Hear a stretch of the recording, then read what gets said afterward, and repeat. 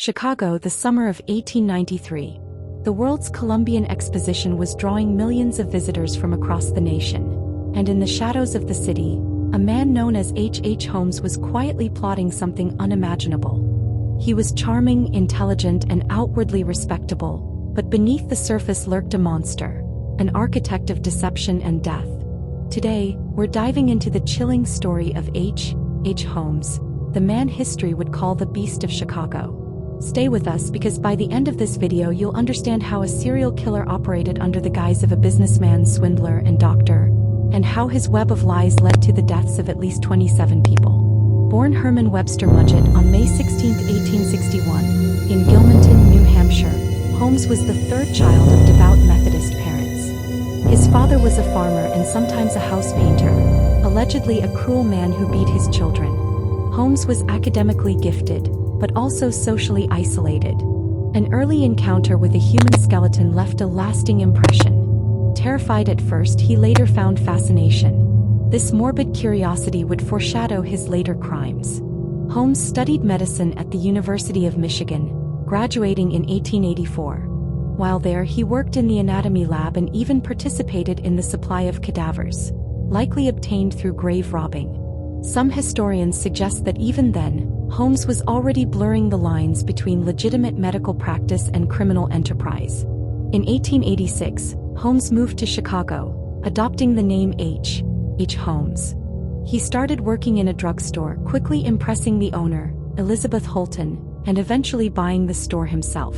Across the street, he purchased an empty lot and began construction of what would become his infamous Murder Castle. Reports later sensationalized the building as a labyrinth filled with secret passages, trapdoors, and torture chambers. But in reality, most of it was exaggerated. The third floor was intended as a hotel for visitors to the 1893 World's Fair, though it remained incomplete. Holmes did have hidden rooms, but they were mostly for storing stolen furniture.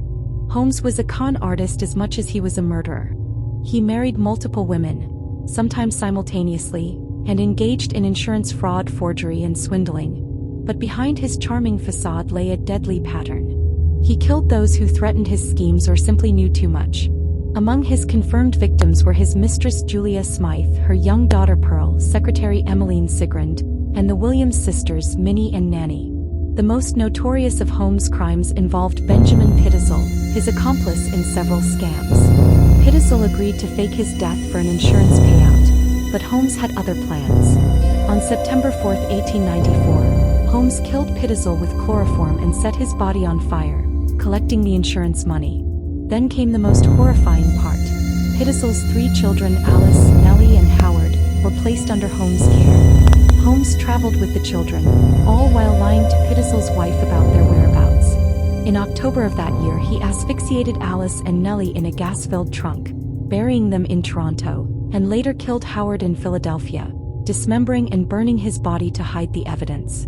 Detective Frank Geyer of the Philadelphia Police Department traced Holmes' steps, ultimately discovering the remains of the Pitezel children. Letters kept by the children revealed the extent of Holmes' manipulation, while forensic evidence confirmed his crimes. Holmes had woven an elaborate web of deceit spanning multiple states, relying on charm, false identities, and calculated cruelty. In October 1895, Holmes stood trial for the murder of Benjamin Pitezel. He was found guilty and sentenced to death. During his imprisonment, he confessed to 27 murders and 6 attempted murders, though some claims were later disproven or remain unverified. Paid $7,500 by Hearst newspapers for his confessions, Holmes seemed almost theatrical in sharing the details of his crimes. But one fact remained undeniable.